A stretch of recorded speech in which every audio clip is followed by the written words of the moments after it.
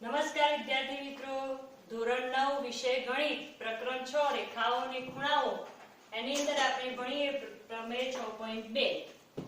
જો એક છેદિકા બે રેખાઓને એવી રીતે છેદે કે અંતર્યુગ્મ કોણની એક જોડ સમાન હોય તો બંને રેખાઓ સમાંતર હોય છે. જોઈએ આપણે 6.3 પ્રમેય. બરાબર. જો એક છેદિકા બે રેખાઓને એવી રીતે છેદે કે અંતર્યુગ્મ કોણની એક જોડ સમાન હોય તો બંને રેખાઓ પરસ્પર સમાંતર હોય છે. આપણે જોઈએ બે રેખાઓ લઈ લઈએ અને એની એક છેદિકા દોરી દઈએ. ધારો કે બે રેખાઓ AB અને CD છે. એની એક છેદિકા લઈએ PS. આ છેદિકા PS એ આ બંને રેખાઓને ધારો કે Q અને R માં છેદે છે. આપણે પક્ષ અને સાધ્ય ના લખીએ તો પણ ચાલે અને લખીએ તો પણ ચાલશે. એને લખી દઈએ પક્ષ. પરીક્ષાની અંદર પક્ષ અને સાધ્યના માર્ક્સ મળવાના હવે બંધ થઈ ગયા છે તો લખીએ પક્ષ. તો છેદિકા PS એ બે રેખાઓ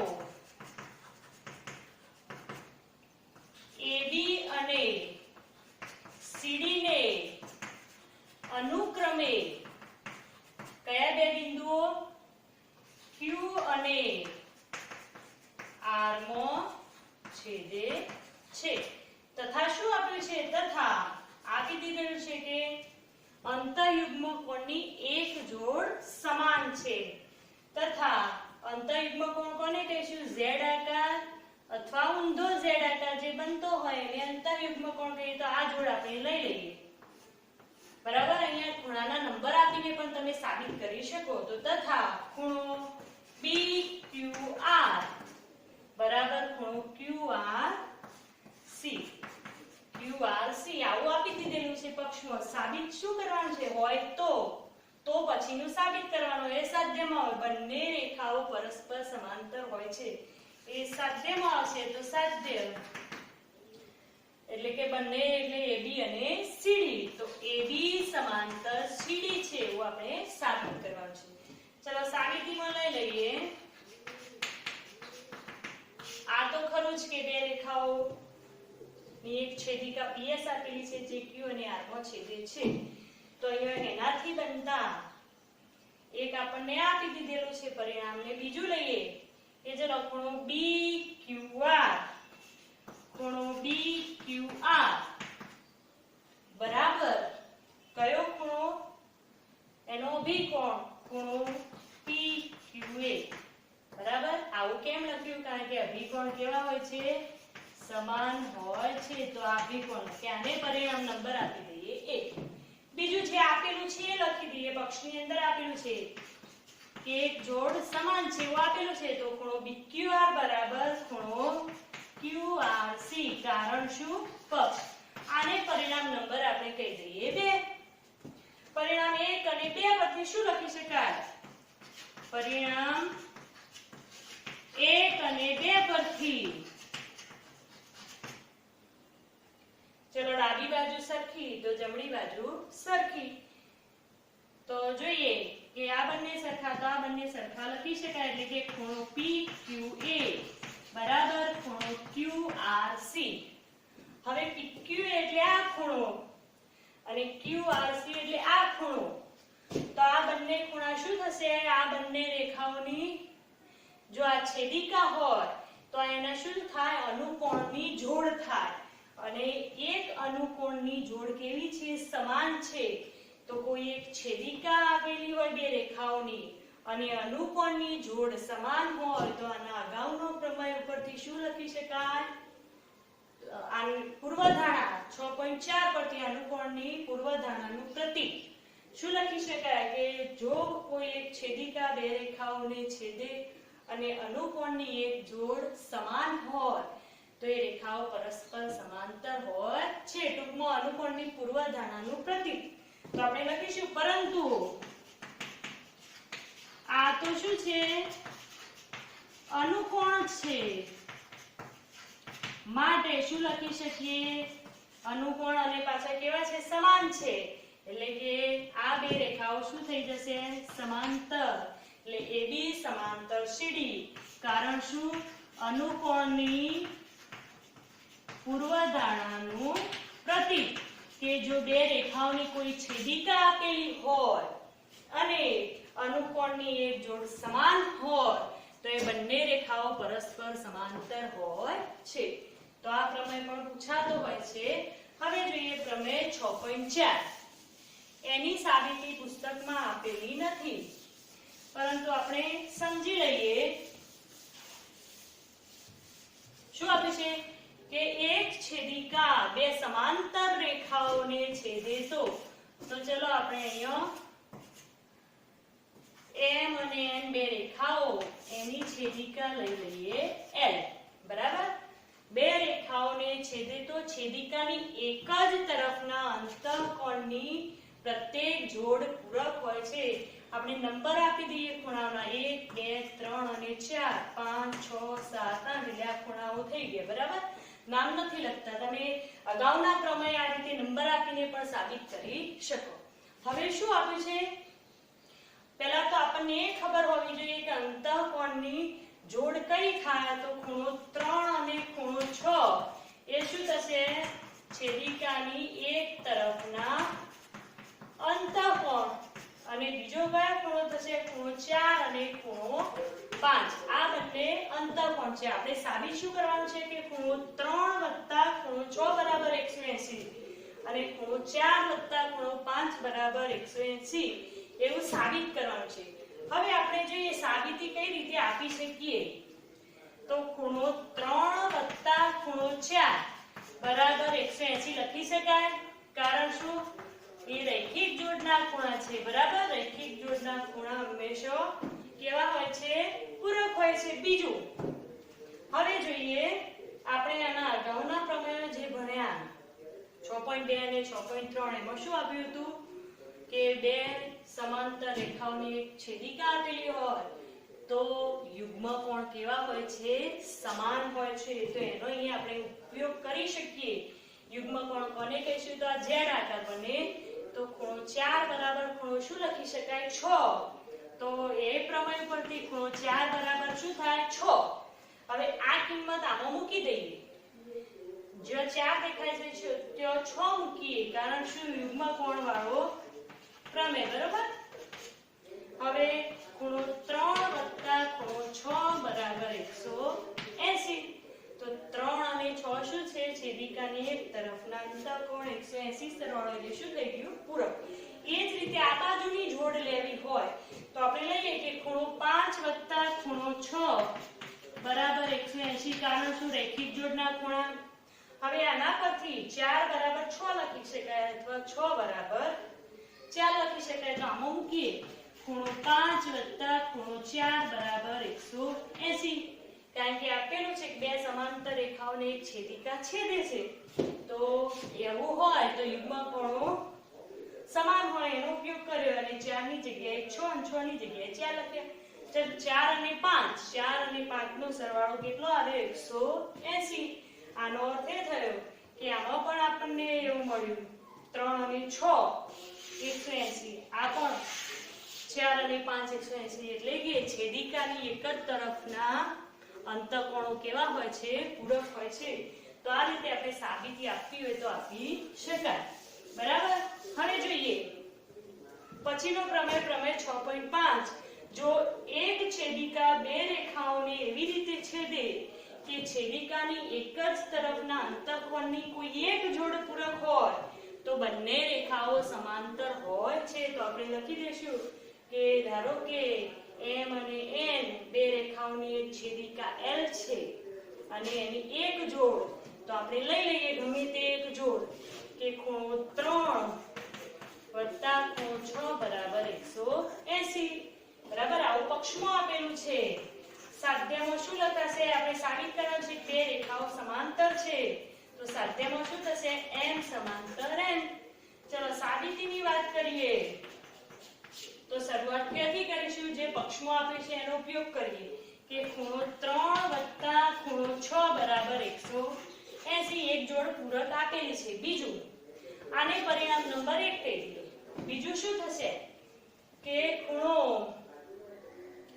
ગમે તે લઈએ, ખૂણો 3 + ખૂણો 4. ચલો, ખૂણો 3 + ખૂણો 4 બરાબર 180 લઈ શકાય. કારણ રૈખિક જોડ ખૂણાઓની રૈખિક જોડ.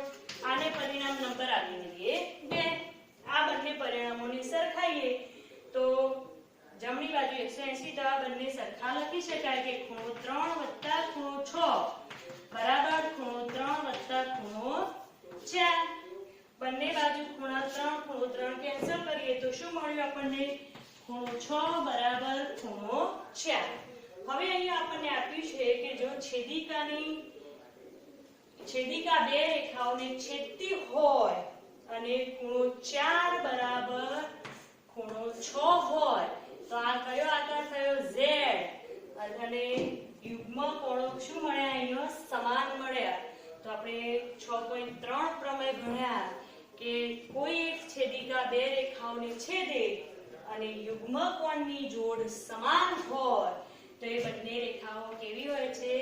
સમાંતર હોય છે. તો અહીં આપણે લખી શકીએ કે m સમાંતર n. તો આની સાબિતી પણ આપણે આ રીતે આપી શકાય. પુસ્તકમાં ઉલ્લેખ કર્યો નથી એટલે પરીક્ષામાં લગભગ પૂછાય નહીં, પણ જો પૂછાય તો આ રીતે સાબિતી આપી શકાય. હવે જોઈએ પ્રમેય 6.6. શું પ્રમેય છે?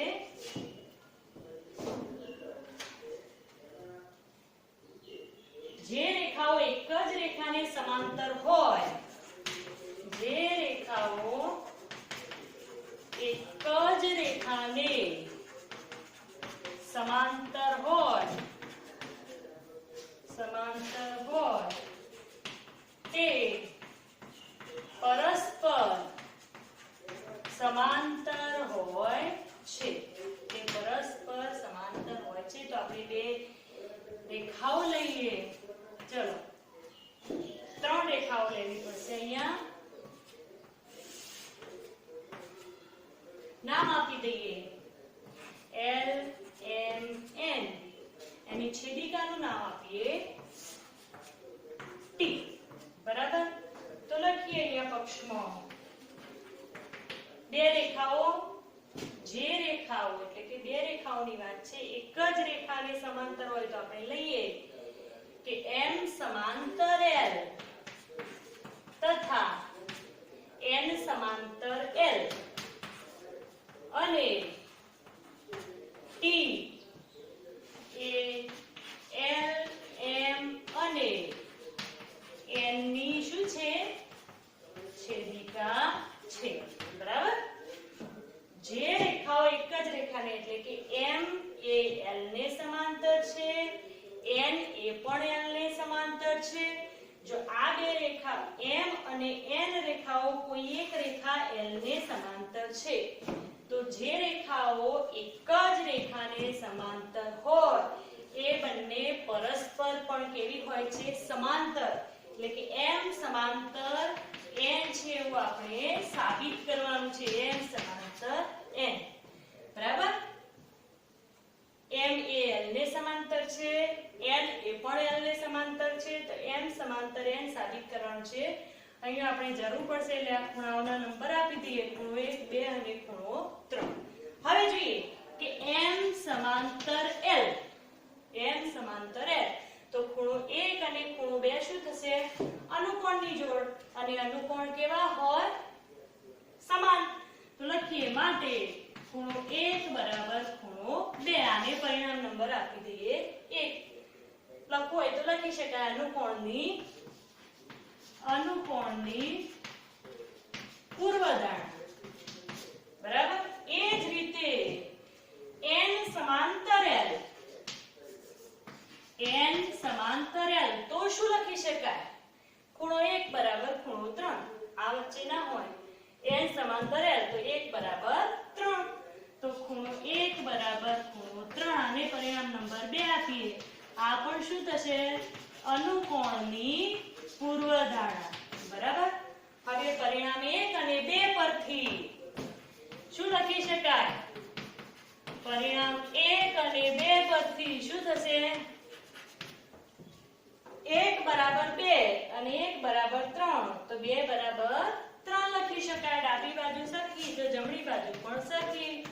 હવે જોઈએ, ખૂણો 2 અને ખૂણો 3 સમાન છે, પરંતુ આ તો શું છે? અનુકોણની જોડ. આ શું છે? અનુકોણની જોડ અને એ સમાન છે. તો આપણે અનુકોણની પૂર્વધારણાનું પ્રતીક કે કોઈ બે રેખાઓને કોઈ છેદિકા છેદતી હોય અને અનુકોણની એક જોડ સમાન હોય તો એ બે રેખાઓ પરસ્પર કેવી થાય છે? સમાંતર થાય છે. પરંતુ આપણે લખીશું પરંતુ ખૂણો 2 અને ખૂણો 3 એ શું છે? અનુકોણ છે. અને તે કેવા છે? અને તે સમાન છે. અનુકોણ હોય અને સમાન હોય તો એ રેખાઓ કેવી થશે? સમાંતર. માટે લખીશું કે m સમાંતર n. કારણ લખવું હોય તો લખી શકાય કે અનુકોણની પૂર્વધારણાનું પ્રતીક. બરાબર. અનુકોણની પૂર્વધારણાનું પ્રતીક કે જો બે અનુકોણ આપેલા હોય, એ સમાન માપના હોય અને બે રેખાઓ હોય, એની કોઈ છેદિકા આપેલી હોય, એની અનુકોણની એક જોડ સમાન હોય તો એ બે રેખાઓ પરસ્પર કેવી હોય છે? સમાંતર હોય છે. તો m સમાંતર n. હવે એક ઉદાહરણ જોઈએ. ઉદાહરણ 4.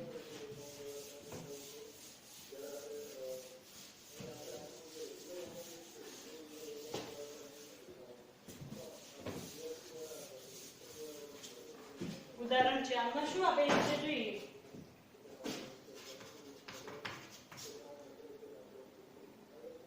આકૃતિ એક આપેલી છે. આકૃતિમાં PQ સમાંતર RS તથા બીજું શું આપ્યું છે? ખૂણો MXQ 135 અને ખૂણો MYR બરાબર આપેલો છે 40 છે. તો આપણે કયા ખૂણાનું માપ શોધવાનું છે? ખૂણો XMY મેળવો. બરાબર. આ ખૂણો મેળવવાનો છે. આપણને આકૃતિ આપી દીધેલી છે પુસ્તકમાં. તો જોઈએ, આકૃતિ દોરીએ.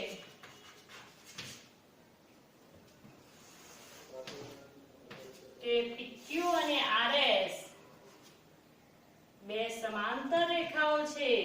PQ અને RS. બીજું શું આપ્યું છે? MXQ. એટલે કે આપણને એક ખૂણો અહીંયાથી આ રીતે આપેલું છે આ પુસ્તકમાં.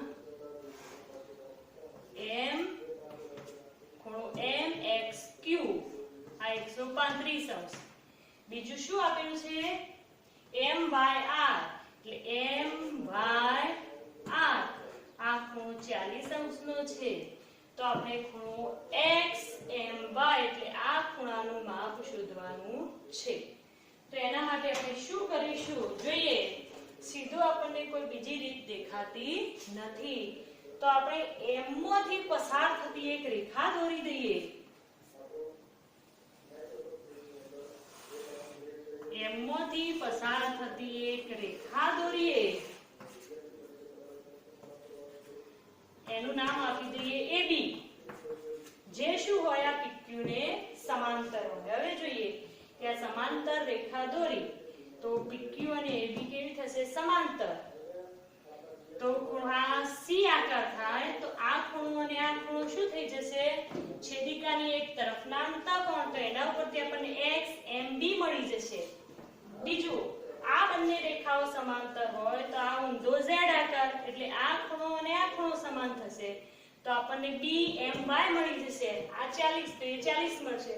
તો હવે આ બંને આસન્ન કોણો એટલે XMY બરાબર XMB વત્તા BMY કરીશું એટલે આપણને ખૂણો XMY મળી જશે. તો આપણે લખીએ કે એમ માંથી